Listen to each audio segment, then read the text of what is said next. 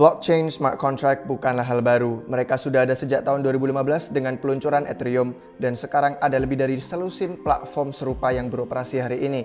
Namun terlepas dari permintaan yang berkembang pesat untuk aplikasi desentral atau dApps, ada beberapa hambatan utama yang masih membatasi adopsinya. Near adalah pendatang baru yang berupaya mengatasi keterbatasan tersebut melalui platform blockchain menggunakan sharding yang diatur komunitas dengan interoperabilitas dan skalabilitas sebagai intinya. Banyak dari kalian sudah request kami untuk bahas proyek Near Protocol ini, jadi mari kita lihat lebih dalam tentang ini hari ini. Oke, let's go!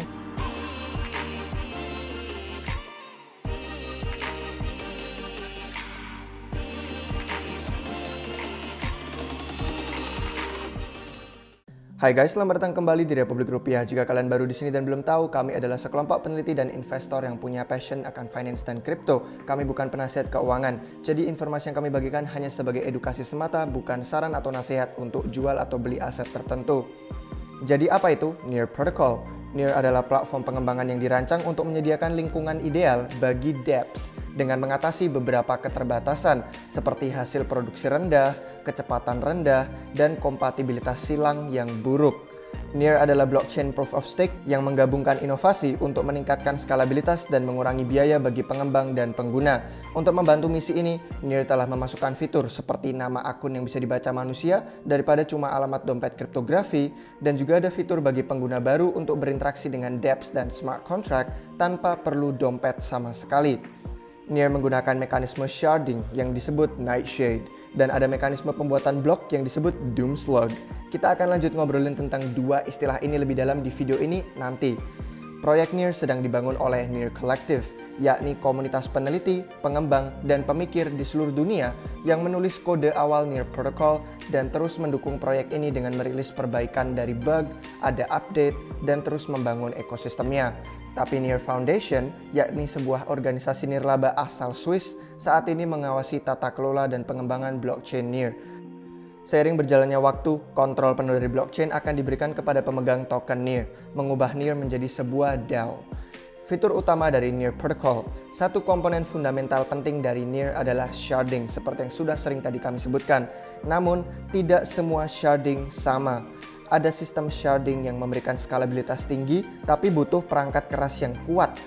Ini berarti partisipasi jaringan terbatas bagi banyak orang karena perangkat keras yang kuat itu mahal. Tapi protokol Near telah menerapkan sesuatu yang disebut Nightshade sharding. Dengan Nightshade, hanya potret dari snapshot status shard saat ini yang ditambahkan ke dalam blok di blockchain Near. Setiap shard tersebut ditopang oleh kumpulan node validator komputer sendiri yang menyiarkan status shard mereka setiap kali sebuah blok diproduksi.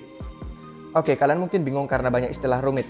Cara mudah untuk memahami ini adalah dengan bayangkan ada persimpangan beberapa jalan yang berbeda. Persimpangan itu sendiri adalah blockchain Near. Dan setiap jalan yang berbeda tersebut adalah shard. Masing-masing shard dari Near itu bisa kerja secara paralel karena transaksi yang mereka lakukan tidak tumpang tindih. Ini jadi sangat meningkatkan efisiensi. Nah, sementara jaringan Near saat ini masih menggunakan hanya 13% dari total kapasitasnya, mereka baru aja memulai transisi ke sharding Nightshade ini minggu lalu. Kode untuk fase 0 Nightshade berhasil diterapkan ke mainnet atau jaringan utama. Fase 0 ini memulai sebuah tahun atas banyaknya perubahan dan penambahan untuk blockchain Near. Tapi apa artinya buat pengguna? Artinya, mereka mendapatkan pengalaman yang sama, yang sederhana dan mudah digunakan, tapi kecepatan dan kinerja meningkat.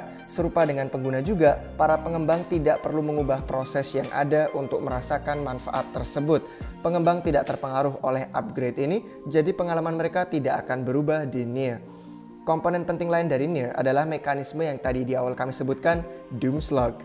Biar nggak terlalu teknis nih, Doomslug itu memungkinkan node validator di jaringan untuk bergiliran menghasilkan blok daripada rebutan berdasarkan jumlah saham staking mereka.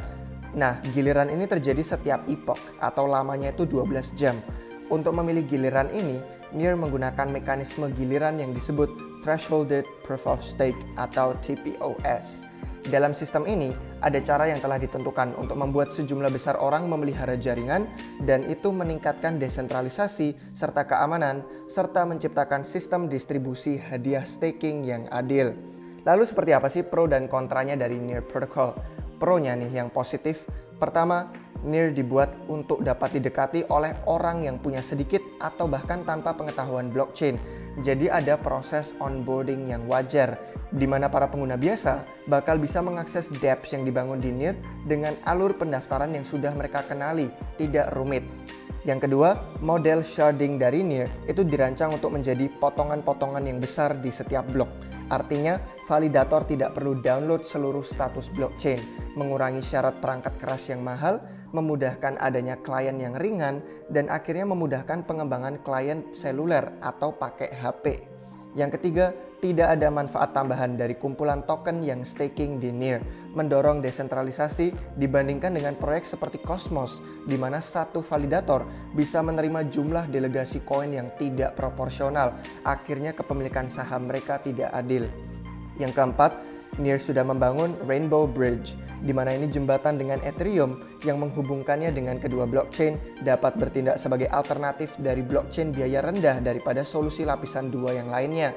Jadi dengan Rainbow Bridge ini, orang-orang dari Ethereum bisa memungkinkan transfer token ERC20 masuk ke dalam ekosistem Near Protocol. Terus yang kelima itu, Near memiliki banyak fitur teknis yang tidak bisa kami sebutkan, tapi intinya ini memudahkan para developer karena sangat ramah.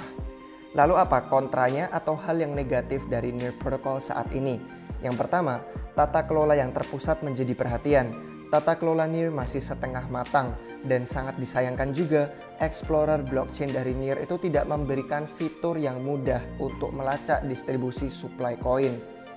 Yang kedua, dari segi statistik, aktivitas jaringan mereka cukup kecil. Saat pembuatan video ini, jumlah harian untuk akun baru turun drastis. Jumlah kontrak baru agak stagnan. Akun aktif dan juga kontrak yang aktif juga sama-sama tidak menunjukkan pertumbuhan signifikan. Selain itu juga belum tampak banyak aplikasi yang populer digunakan di jaringan Near. Terus kontra yang ketiga, Near itu bersaing ketat dengan platform utama seperti Ethereum 2.0 dan Polkadot, yang keduanya juga menerapkan model blockchain dengan menggunakan sharding.